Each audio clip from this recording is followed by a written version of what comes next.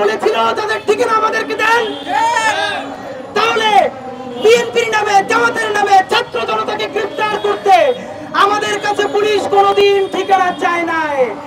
আর যেই পুলিশ প্রকাশ্য দিবালোকে হত্যা করেছে, লুলা করে দিব বলেছে, গুলি করেছে, তাদেরকে ধরার জন্য এখন পুলিশ আমাদের কাছে ঠিকানা চালাচ্ছে। আমরা অত্যন্ত লজ্জা জানাচ্ছি তাদের উপর।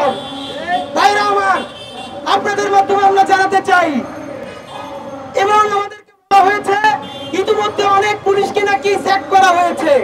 কোন কোন পুলিশকে স্যাক করা হয়েছে মিডিয়ার ভাইদেরকে জিজ্ঞেস করতে চাই। আপনারা অর্জনের নাম বলতে পারবেন?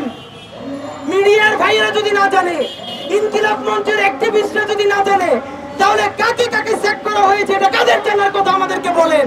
3 নাম্বার বলেছি, আমাদেরকে বলেছে হেডকোয়ার্টারের সামনে আপনারা দেখেছেন গতকাল এবং পরশু জুলাই গণহত্যার দায় জড়িত যেসব পুলিশদেরকে সাময়িকভাবে অব্যাহতি দেওয়া হয়েছে, তারা পুলিশ হেডকোয়ার্টারের সামনে মিছিল করেছেন, অবস্থান কর্মসূচি করেছেন। দেখেন অবস্থাটা কি দাঁড়িয়েছে।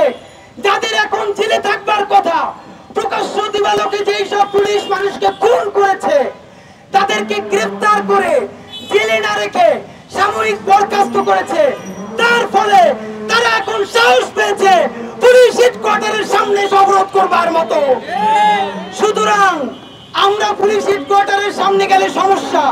আর খুনি ফ্যাসিস্ট ছাত্রলীগের যে বদমাইশ ক্যাডার গুলো পুলিশ হিসাবে চাকরি নিয়েছে, তারা পুলিশ কোয়ার্টারের সামনে রাস্তা বন্ধ করলে কোনো সমস্যা নাই। সুতরাং আমরা আপনাদের মাধ্যমে জানাতে চাই, আমরা সুনির্দিষ্ট 5 দফা নিয়ে এসেছি। আমরা কোন সংঘাত চাই না, মারামারি চাই না, বিশৃঙ্খলা চাই না। মিডিয়ার ভাইদের মাধ্যমে জানাতে চাই, ইনকিলাব মঞ্চের প্রত্যেকটা প্রোগ্রাম অত্যন্ত সুচিন্তিত এবং সুশৃঙ্খলভাবে বাস্তবায়ন করা হয়। সুতরাং আজকের এই প্রোগ্রামে যদি কেউ অতি উৎসাহী থাকে, আমাদের সামনে যেও যদি কোনো ধরনের বিশৃঙ্খলা তৈরি করতে চায়, আমরা কিন্তু তাকে ধরে আইন শৃঙ্খলা বাহিনীর কাছে সোপর্দ করে দিব। সুতরাং অতি বিপ্লবী হওয়া যাবে না।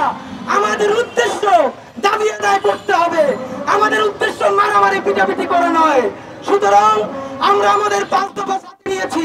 মিডিয়ার বন্ধুদের দরকার হলে আমাদের ভাইয়েরা আপনাদের কাছে দিবে, আপনারাও ছবি তুলে নিতে পারবেন।